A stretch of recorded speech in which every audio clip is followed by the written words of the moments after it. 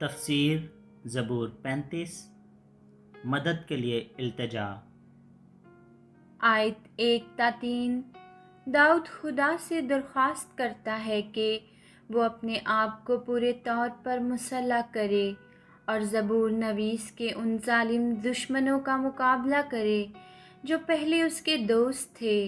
زبور نویس دیکھنا چاہتا ہے کہ خداوند ڈھال اور سپر کو تھام کر سرگرم عمل ہو جائے کہ وہ بھالا اٹھا کر مقابلہ کرے اور داؤد سے کہے، میں ان کا مقابلہ کروں گا اور تجھے نجات دوں گا۔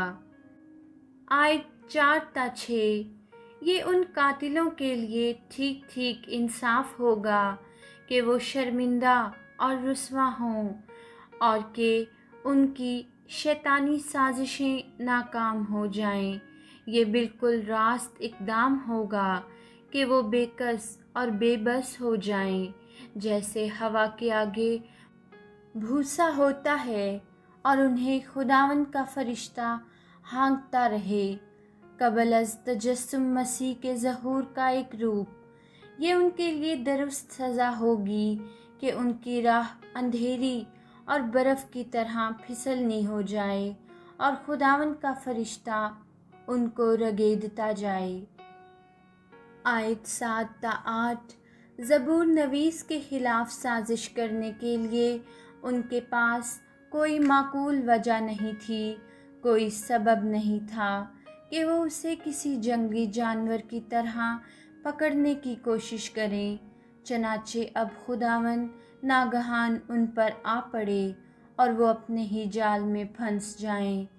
آیت 9 تا 10 تب داؤد خداوند میں خوش ہوگا اور اس کی نجات کا جشن منائے گا۔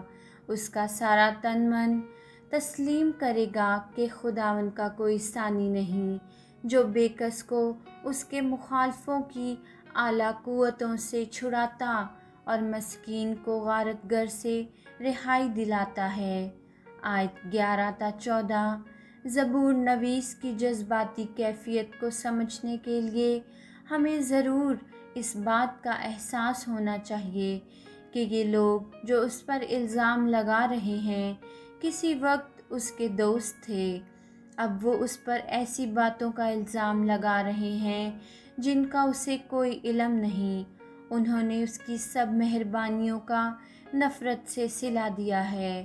اس کے غم کی وجہ یہ ہے، جب یہ لوگ بیمار تھے تو داؤد نے دلی ہمدردی سے ان کے لیے غم کیا، یہاں تک کہ غم کی اس حالت میں بھی وہ کچھ کھا بھی نہ سکا۔ غم میں سر جھکائے وہ ان کے لیے مسلسل دعا کرتا رہا، جیسے کہ وہ اپنے قریبی دوست یا بھائی کے لیے کرتا ہو۔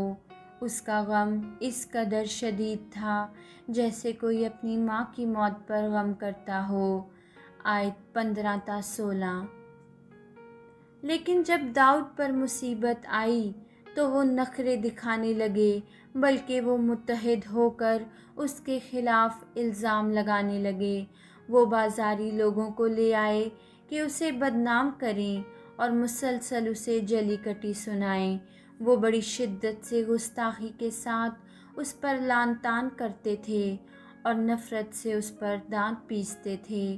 زبور نویس کا تجربہ ہمیں خداوند یسوع کی پینتوس پلاطس یا ہیرودیس کے سامنے پیشی کی یاد دلاتا ہے۔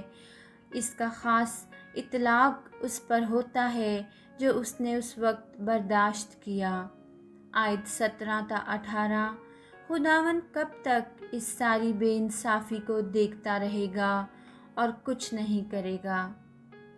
اب وقت آ چکا ہے کہ اس معصوم کو اس کے دشمنوں کی بربادی سے بچایا جائے اور اس کی قیمتی جان کو ان انسانی شیروں سے چھڑایا جائے۔